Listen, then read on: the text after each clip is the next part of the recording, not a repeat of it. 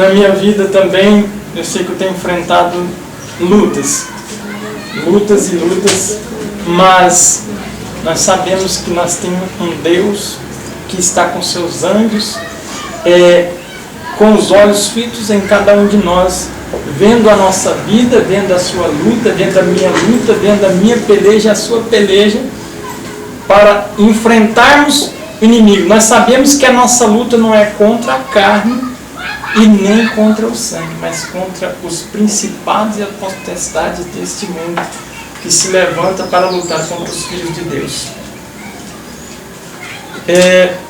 Eu quero ler com os irmãos. Nós sabemos que Satanás lá no céu, ele começou uma rebelião, ele tentou ter êxito, mas ele foi derrotado. Com Cristo, quando Cristo veio, ele tentou ter êxito e foi derrotado. Infelizmente, o homem se deixa levar e Satanás está tendo êxito. 1 Coríntios 2, verso 11. Porque qual dos homens sabe as coisas do homem, senão o espírito do homem que nele está? Assim também, ninguém sabe as coisas de Deus, senão o Espírito de Deus. O que nós entendemos aqui? Que qual das coisas do homem sabe dele se não for o seu espírito? E quem é o espírito do homem? Ele mesmo. O meu espírito sou eu mesmo. E o Espírito de Deus, quem é? Ele mesmo. Agora, homens, doutores, têm pegado o Espírito de Deus e feito dele, formado um terceiro Deus, tem formado uma pessoa. E aqui diz claramente que o Espírito do homem é ele mesmo. O Espírito de Deus é ele mesmo. E aqui um outro verso que vai nos esclarecer um ponto em que posição que nós estamos, a quem nós servimos e a quem verdadeiramente adoramos. 1 João 4, verso 2. Nisto conhecereis o Espírito de Deus. Todo Espírito que confessa que Jesus Cristo veio em carne é de Deus. Quem é o Espírito? Sou eu mesmo. E o verso diz assim: todo Espírito que confessa que Jesus veio em carne é de Deus. Todo Espírito, toda pessoa que confessa que Jesus veio com a minha semelhança, com a minha tendência, porém sem pecado, nem no pensamento, é de Deus. Agora, seguindo, diz assim, no verso 3, e todo Espírito que não confessa que Jesus Cristo veio em carne, não é de Deus, mas este é o espírito do anticristo, do qual já ouvistes que há de vir, e eis que já agora está no mundo. Os irmãos perceberam aqui a diferença? Eu confesso que Jesus veio em carne como a minha. Eu sei disso, que Jesus ele foi tentado na minha condição, na minha situação, porém sem pecado. Jesus não cometeu nenhum pecado, nem em pensamento. E agora aquele que nega que Jesus não veio com a minha carne pecaminosa, não é de Deus. É o anticristo. Agora eu quero dizer uma coisa. A maioria do mundo religioso, evangélico, adora uma trindade. Para ele adorar uma trindade, ele tem que negar esses versos aqui. Por quê? Porque se eles confessarem que Jesus veio em carne, eles não podem dizer que Jesus é Deus. E aí eles dizem que Jesus é Deus, Então eles têm que negar que Jesus veio em carne. Percebe? A situação que envolveram o mundo, colocar as pessoas adorando 3 deuses, formaram a Trindade. E agora deparamos com um verso desse aqui e o que pensamos disso? Porque se eles aceitarem que Jesus não veio na minha condição, aí eles podem provar uma Trindade. Pode dizer que o Pai é Deus, Jesus é Deus e o Espírito Santo é Deus. Nós cremos em Deus, nosso Pai, nosso Criador, cremos em Jesus Cristo, nós o adoramos como Filho de Deus, não como um Deus. E o Espírito Santo, nós acreditamos que o Espírito Santo é o poder de Deus, que atua na minha vida e na sua vida para transformar o nosso coração. Aqui em João 16, verso 17, diz o seguinte, livro de João.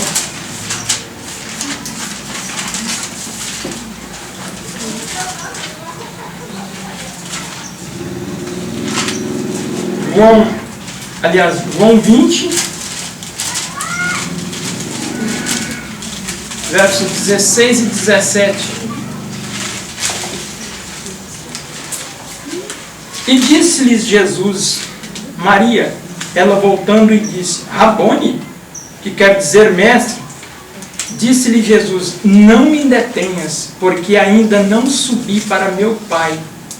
Vai aos meus irmãos e diz-lhes que eu subo para meu Pai e vosso Pai, para meu Deus e vosso Deus. Jesus aqui, ele estava na ascensão, estava na ressurreição de Jesus. Maria queria tocar em Jesus quando ela conheceu, porque ela não havia reconhecido Jesus, mas quando ele chamou por ela, ela reconheceu.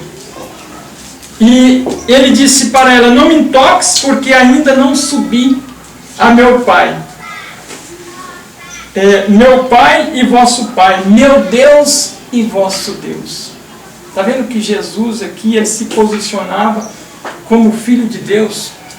Ele queria servir a Deus como era para servir. Jesus, sendo Filho de Deus, ele exaltava o nome do Pai dele e o nome do Deus dele. Meu Deus e vosso Deus.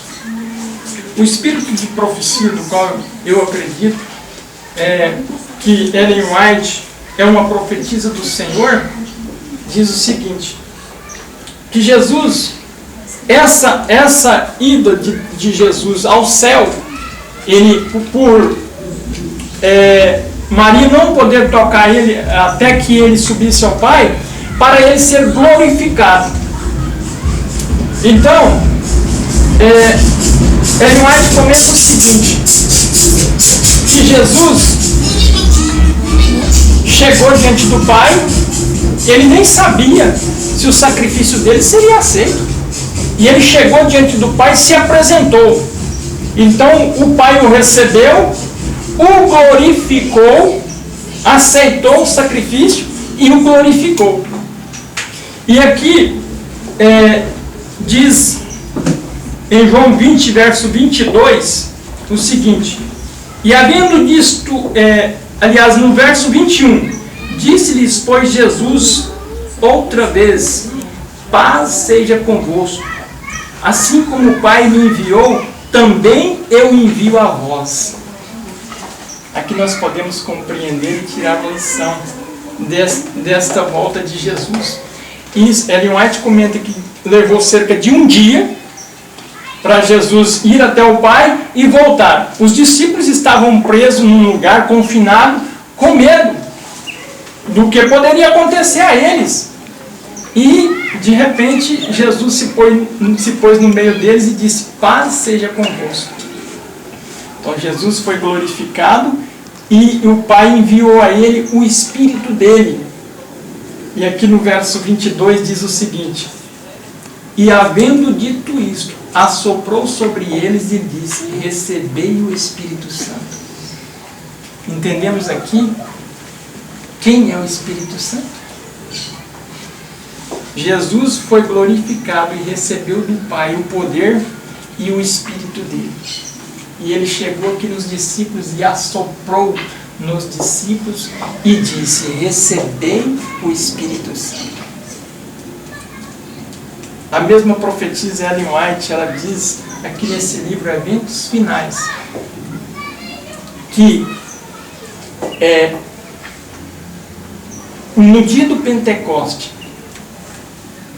a Bíblia fala que aconteceu o quê? Um movimento, um vento impetuoso assoprou o lugar que aqueles se encontravam reunidos. Sabe que sopro era esse? Que vento impetuoso era esse? A agitação das asas dos anjos que vinha trazendo o poder e distribuiu para cada um o poder do Espírito Santo como língua de fogo na cabeça de cada um. Sabe? Lá em Gênesis, capítulo 1, verso 2, na versão de Jerusalém, diz o seguinte: e o sopro de Deus agitava as águas. Como pode eu aqui acreditar numa trindade se a Bíblia toda me dá base para acreditar em Jesus Cristo e em Deus, o Pai?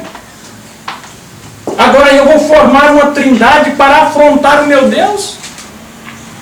Para ir de frente ao meu Deus, enfrentar o meu Deus? Eu não tenho nenhuma confirmação bíblica que me diz claramente que o Espírito Santo seria uma pessoa. Agora, para dizer que o Espírito Santo é o poder de Deus, é o sopro de Deus, é a ação de Deus, a Bíblia está cheia. Igrejas serão engolidas, perderão a salvação. Por quê? Porque dão ouvido à teologia, à sabedoria humana, não busca de Deus, sabedoria de Deus, que a fonte da sabedoria é a palavra de Deus.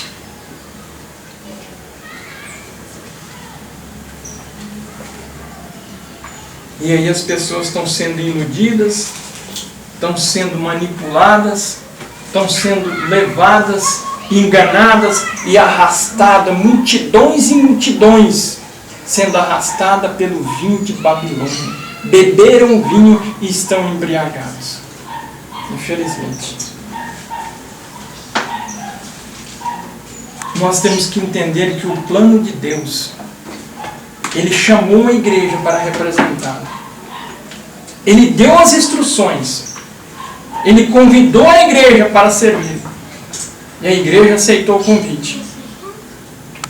Mas aí o diabo vem e põe o joio no meio. Você sabe daquela parábola do joio? O joio e o trigo? O joio veio, o diabo veio e semeou o joio no meio do trigo. E aí tentou impedir o plano de Deus. Até que Deus, diz aqui no livro de Eventos Finais, no alto clamor, diz o seguinte: Deus usará instrumentalidades que nos surpreenderão. Permiti-me dizer-vos que o Senhor trabalhará nesta última obra de um modo muito fora do comum. Ordem de coisas de um modo que será contrário a qualquer planejamento humano. Qualquer planejamento humano. Deus vai trabalhar o contrário do que os homens pensam. Haverá entre nós os que sempre desejaram dominar a obra de Deus, para ditar até que movimentos se farão, quando a obra avançar sobre a direção do anjo, que se une ao terceiro anjo, na mensagem a ser dada ao mundo, Deus usará maneiras e meios pelos quais se verá que Ele está tomando as rédeas em suas próprias mãos. É Deus que vai conduzir essa obra. Porque por muitos anos, Deus tem chamado homens, tem chamado pessoas para levar a sua obra. E os homens têm decepcionado o nosso Deus. E Ele agora, nessa última mensagem, Ele vai tomar as rédeas, Ele vai tomar mão da situação e vai conduzir a obra dele avante, contrário totalmente aos meios que os homens usam. Os homens acham que é dinheiro, acham que é comunicação, acham que é congressos. Deus vai trabalhar contrário a tudo isso para levar a sua obra a todas as nações, a todos os mundos. Surpreender-se-ão os obreiros com os meios simples que ele usará para efetuar e aperfeiçoar a sua obra de justiça. Os homens não querem fazer a obra, relaxam na obra, no compromisso com Deus. Deus vai tomar as rédeas. Por isso, irmãos, as pessoas deixam-se levar, acham que são recursos, que são meios. Às vezes a gente fica até triste ao ver notícias das lideranças passar recado para a igreja pedindo para eles proteger o patrimônio, proteger as suas instituições. Se isso vale alguma coisa para Deus. Estão preocupados com instituições, com patrimônio, fazendo plano para 2050. Apocalipse 18, verso de 1 a 4, diz o seguinte: depois destas coisas, vi descer do céu outro anjo que tinha grande poder, e a terra foi iluminada com a sua glória. Deus tomando frente da obra. Aqui está dizendo que a terra foi iluminada com a glória desse anjo. E clamou fortemente com grande voz, dizendo: caiu, caiu. Essa palavra caiu, caiu, é porque não se levantará mais. Não se levantará mais. Caiu porque caiu mesmo. E eu tenho certeza que nós estamos vivendo nesses dias.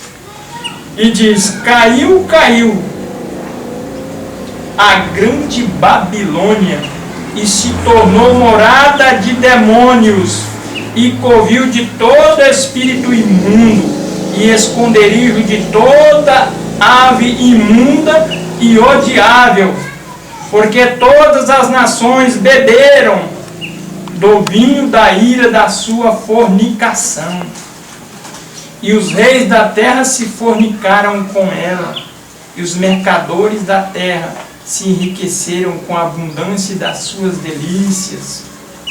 E ouvi outra voz do céu que dizia: sai dela, povo meu, para que não sejas participante dos seus pecados, e para que não incorras nas suas pragas. Eu permanecer no erro mesmo, estando fiel, eu vou ser salvo?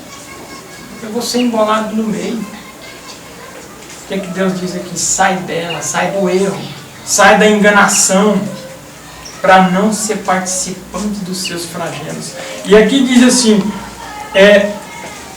beberam do vinho da sua ira.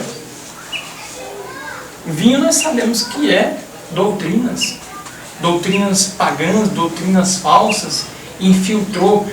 Aqui o verso diz que todas as nações, não escapou ninguém, beberam, estão embebedados com o vinho da sua ira.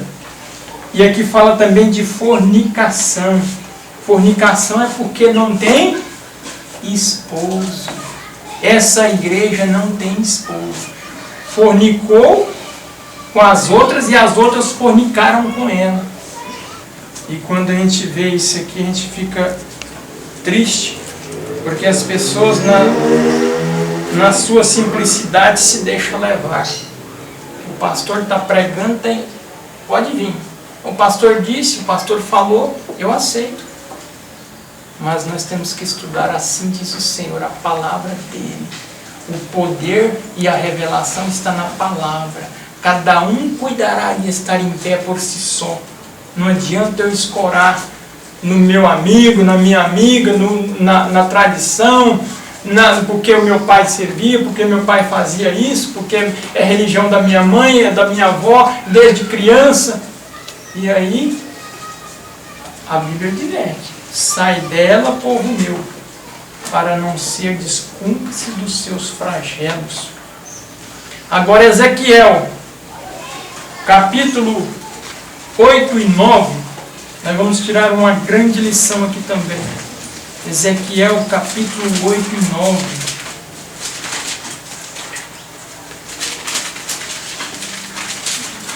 Ezequiel 8 e 9. Primeiro nós vamos ver capítulo 9, verso 1. Então depois nós voltar para o capítulo 8. Capítulo 9, verso 1 diz assim: então, esse início aqui, então, o que quer dizer então? Continuação. Né? Então quer dizer a continuação do capítulo 8. Então por isso que aqui diz: então, me gritou aos ouvidos com grande voz, dizendo: fazei chegar os intendentes da cidade, cada um com as suas armas destruidoras na mão. Bom, mas antes vamos para o verso 4. 9, verso 4, que diz o seguinte: e disse-lhe o Senhor: passa pelo meio da cidade, pelo meio de Jerusalém, e marca com um sinal a testa dos homens que suspiram e que gemem por causa de todas as abominações que se cometem no meio dela. Isso aqui é para o futuro ou esses versos eram para o passado? Futuro? Ninguém foi selado no passado. O que nós temos de sinal foi as ombreiras, né, dos portais. E agora o anjo recebeu a ordem. Ele estava com o tinteiro na mão e ele recebeu a ordem para passar pelo meio da cidade, pelo meio do povo, e marcar com o tinteiro a testa daqueles que gemem e que clamam por causa das abominações que cometem no meio dela.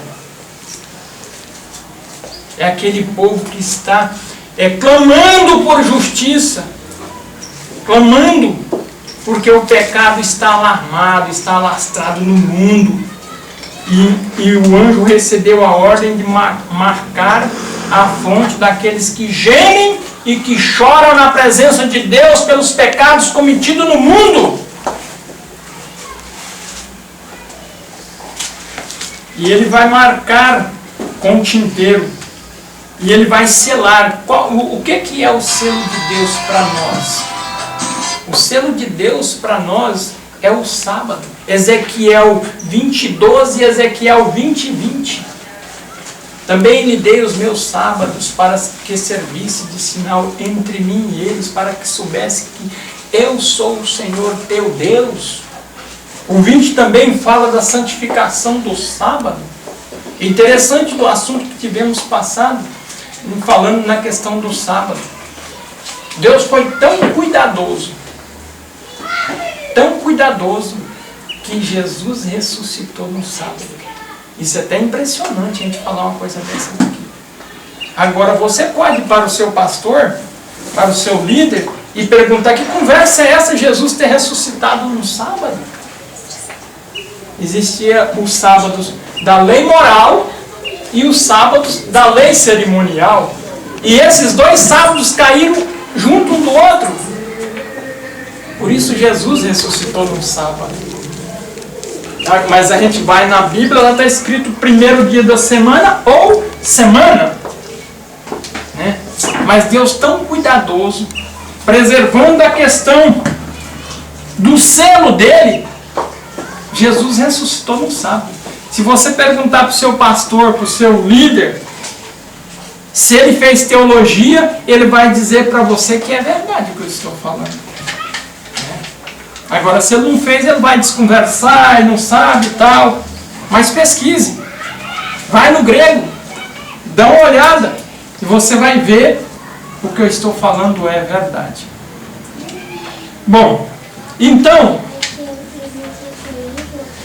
aqui no capítulo 8 de Ezequiel, que nós demos a continuação no capítulo 9, diz o seguinte, que Ezequiel estava reunido com os sacerdotes.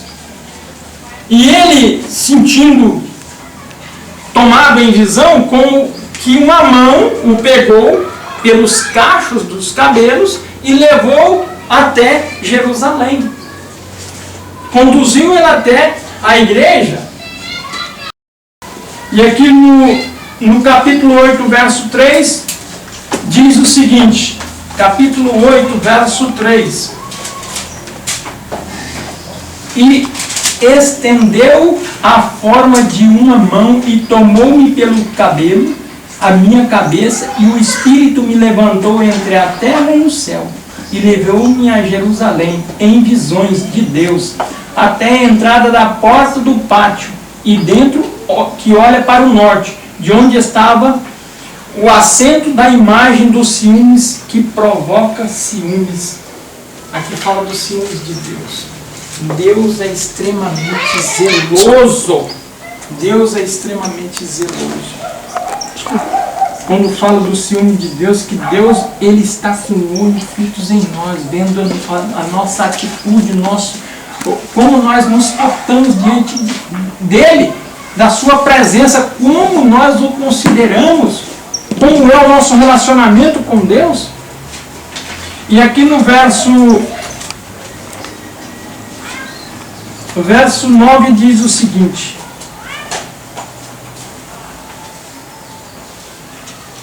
então me disse, entra e vê as malignas abominações que eles fazem aqui. Entrei e olhei, e eis a toda forma de répteis e animais abomináveis, e todos os ídolos da casa de Israel estavam pintados na parede em todo o redor. Verso 11. E estava em pé diante deles 70 homens, dos anciões da casa de Israel, Jazanias, filho de Zafá, em pé no meio deles, e cada um tinha na mão o seu incensário, e subia uma espessa nuvem de incenso. Verso 12. Então me disse, viste, filho do homem, o que os anciões da casa de Israel fazem nas trevas, cada um nas suas câmaras pintadas de imagens? Pois dizem o Senhor, não nos vê, o Senhor abandonou a terra. E disse-me ainda, tomarás a ver maiores abominações que eles fazem. E ele levou-me à entrada da porta da casa do Senhor, que está do lado do norte, e eis que estava ali mulheres assentadas, chorando a tamuz. Aqui nós vemos as abominações que o mundo comete na presença de Deus. As lideranças hoje que fazem de tudo, as doutrinas que deixou se infiltrar no meio, veio contaminando.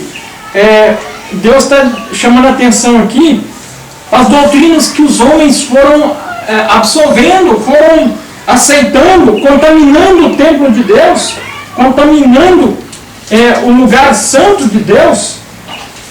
Aqui fala também da questão das paredes pintadas. O que nós podemos trazer? Isso aqui está falando para os nossos dias hoje. Nós sabemos que Ezequiel estava profetizando para nós hoje. Hoje tem as televisões, os filmes, as revistas, as coisas abomináveis que nós cometemos pecados contra Deus. Coisas impróprias que não é para cristão, mas os cristãos estão contaminados. A fala de imagens. Essas imagens Podemos trazer hoje para a televisão, que passa coisas horríveis, né, coisas inadequadas para cristãos, e cristãos estão aí absorvendo coisas que não é de cristão. E aqui no verso 14 diz assim: levou-me à entrada da porta da casa do Senhor, que está do lado do norte, e eis que estavam ali mulheres assentadas chorando a Tamuz. Essas mulheres aqui nós podemos trazer como mulher em simbologia é a igreja. Tamuz nós sabemos que era um Deus trinitário que formaram na época de Nimrod. E nós podemos interpretar o seguinte: a trindade hoje tomou conta do mundo. Aquelas trindades, tinha a trindade egípcia, outras trindades. E hoje essa trindade aqui que fala de Tamuz, é a trindade que infiltrou nas igrejas. As pessoas hoje estão reverenciando a trindade, diminuindo o nosso Deus, diminuindo o nosso Jesus, e formando um terceiro Deus, do qual é um Deus desconhecido. E disse aqui no verso 15, e disse-me: vê isto, filho do homem, ainda tornará a ver abominações maiores do que essas. E levou-me para o átrio interior da casa do Senhor, e eis que estava a entrada do templo do Senhor, entre o pórtico e o altar, cerca de 25 homens de costas para o templo do Senhor, e com o rosto para o oriente. E eles, virados para o oriente, adoravam o sol. O que significa isso, gente? Olha que situação que o mundo chegou. 25 quer dizer um mundo mais do que completo, mais do que a maioria. Viraram as costas para o templo de Deus e adoravam quem? O sol. Adoravam o sol. Sol em inglês, Sunday. Adoravam o domingo. Deixaram de guardar o verdadeiro sábado, o verdadeiro dia de adoração, e voltaram as costas para as coisas de Deus e ficaram de frente adorando o sol. O mundo hoje está desse jeito. As pessoas hoje santificam o domingo porque dizem eles que Jesus ressuscitou o domingo. Mas quem disse que era para santificar o domingo? Se no decálogo diz que era para santificar o sábado, separar o sábado, a palavra santificar quer dizer separar.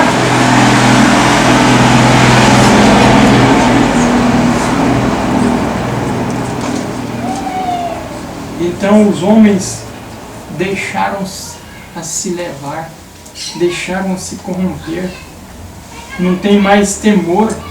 Diz assim: o Senhor não nos vê, o Senhor não se preocupa, esse pecadinho aqui não importa, o Senhor tapa os ouvidos, não nos vê, não tem problema. Enquanto que o Senhor diz que Ele é um Deus zeloso, um Deus ciumento, que visita a iniquidade dos pais nos filhos até a terceira e quarta geração. Deus é um Deus misericordioso, mas é um Deus ciumento. Então, irmãos, concluindo, que nós possamos aprender a servir o nosso Deus de todo o nosso coração, de todo o nosso entendimento, de toda a nossa alma, para que nós possamos verdadeiramente achar graça diante de Deus em tempo oportuno. Hoje é ainda oportunidade que Deus está nos dando para nós reconciliarmos com Ele. Deus ainda dá a mim a possibilidade de perder o inferno e ganhar o céu. Que Deus tenha misericórdia de mim e de você, para que nós possamos, diante de Deus, achar graça ainda enquanto há tempo. Que Deus abençoe a mim e abençoe a você. Amém.